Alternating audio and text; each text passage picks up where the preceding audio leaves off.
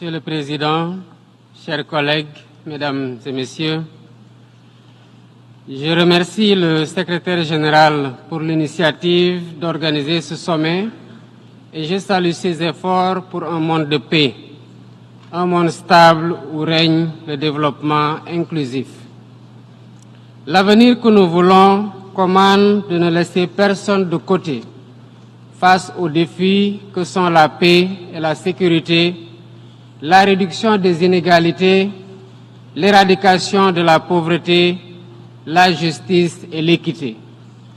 Nous ne pouvons réaliser cet avenir que dans la recherche de solutions communes dont le fondement se trouve dans un cadre multilatéral, un cadre qui inspire confiance et adhésion et sert les intérêts de tous. Autrement, il continuera à susciter la méfiance des uns et la défiance des autres et de perdre ainsi la crédibilité et la légitimité attachées à son autorité. À ce propos, j'aimerais partager avec vous 4 observations.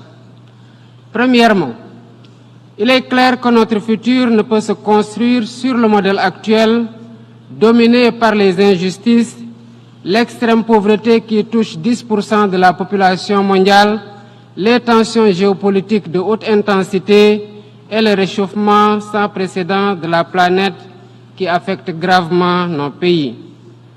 Le constat est alarmant et comme le soulignent les rapports du secrétaire général de l'ONU, si les tendances actuelles se maintiennent, 575 millions de personnes vivront encore dans l'extrême pauvreté d'ici 2030, ce qui va entraver davantage tout espoir de développement durable. Et face à cette situation, il est impératif de s'attaquer au cycle infernal de la dette, dont les taux anormalement élevés asphyxient de nombreux pays du Sud. Ce système d'inéquité que souligne le récent rapport de la CNUSED constitue une entrave croissante à la prospérité mondiale, en particulier dans les pays en développement, dont les taux d'emprunt sont 2 à 12 fois supérieurs à ceux appliqués aux pays développés. Pour une meilleure soutenabilité de la dette, il faut réformer les conditions d'accès au crédit, surtout le crédit export, en assouplissant les règles sur les taux d'emprunt et la durée des délais de grâce et des périodes de remboursement. Deuxièmement, la nécessité de réformer la gouvernance politique, économique et financière mondiale pour refléter les réalités d'aujourd'hui.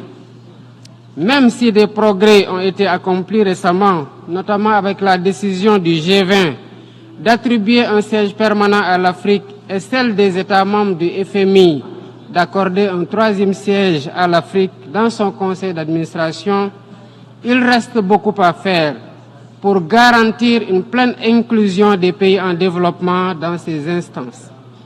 Troisièmement, il est impératif de renforcer les actions en faveur de l'éducation, de la formation professionnelle et technique pour lutter contre l'ignorance et l'endoctrinement et doter les jeunes de métiers et de moyens d'épanouissement.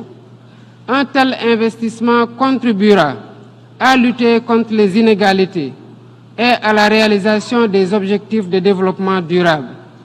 Il est donc plus qu'urgent d'accélérer la mise en œuvre du plan de relance des ODD, initié par le secrétaire général.